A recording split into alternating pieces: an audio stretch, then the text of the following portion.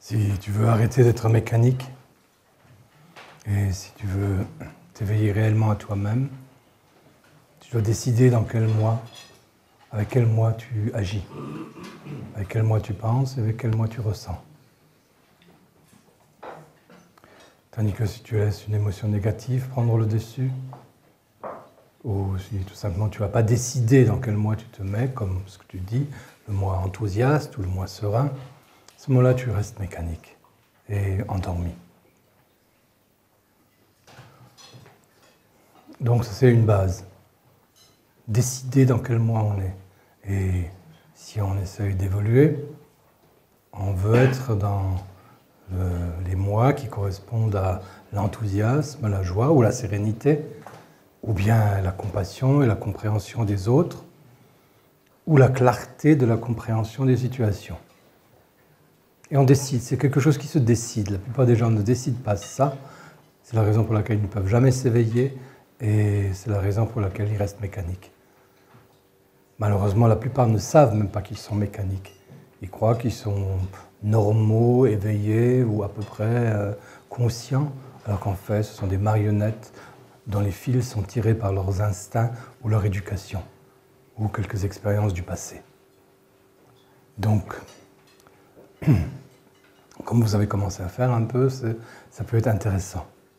Et maintenant, la manière qui peut aider à améliorer cette situation encore, et ce travail sur soi, cette libération par rapport au moi qui s'impose constamment. Donc les moi qui s'imposent sont à travers les considérations intérieures, tout ce bavardage des pensées continuelles, ou bien à travers les émotions qui montent et que tu ne maîtrises pas. Une manière de faire qui est très très importante, c'est de remarquer qu'en réalité, il y a en toi déjà une dimension qui est le soi conscient. Il y a en toi une dimension qui est éveillée, mais qui, malheureusement, à cause de l'agitation permanente de tes pensées, de tes émotions et de tes activités, t'empêche d'en prendre conscience.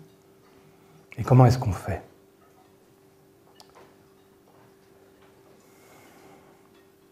Normalement, vous autres, quand vous agissez, vous faites la chose suivante.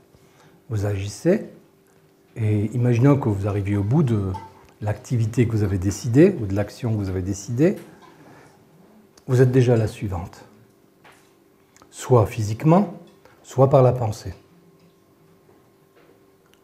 Or, il existe un état que tout le monde connaît, mais que la plupart des gens ignorent, c'est que lorsqu'on a fait ce qu'on avait décidé de faire, quand on finit une action, il y a nécessairement, à la fin, un moment de contentement intérieur.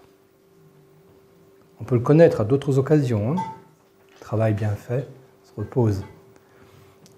Mais il y a ça dans toutes les actions qu'on peut faire. Un moment comme ça, on pourrait dire que c'est le soi conscient complètement présent.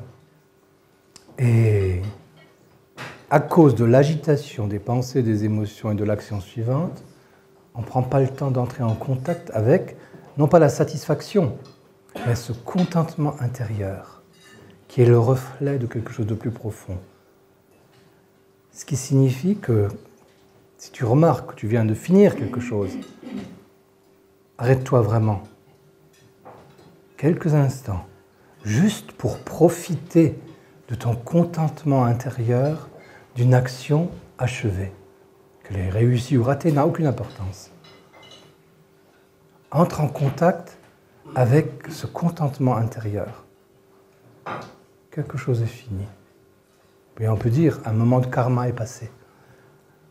Et là, il y a un contentement intérieur. Et juste après, tu repars dans ton action. Et multiplier ces moments-là, dans la journée, c'est retrouver petit à petit cette immobilité, à la fois extérieure, pendant quelques instants, et intérieure. Ce contentement, c'est ce moment d'immobilité et de silence. tout le monde vit ça. Mais la plupart des gens, au moment où ils commencent à le vivre, ils posent l'action suivante, ils posent l'envie suivante, ils posent le désir suivant, et c'est parti. Cet exercice est l'un des plus importants qui soit. Mais pour ça, il faut être arrivé à avoir observé ce que vous avez observé. Dans quel moi suis-je? Est-ce que je peux maintenant entrer dans un autre moi? Et on peut améliorer cette situation avec ce moment d'immobilité. On va l'appeler le moment du contentement intérieur.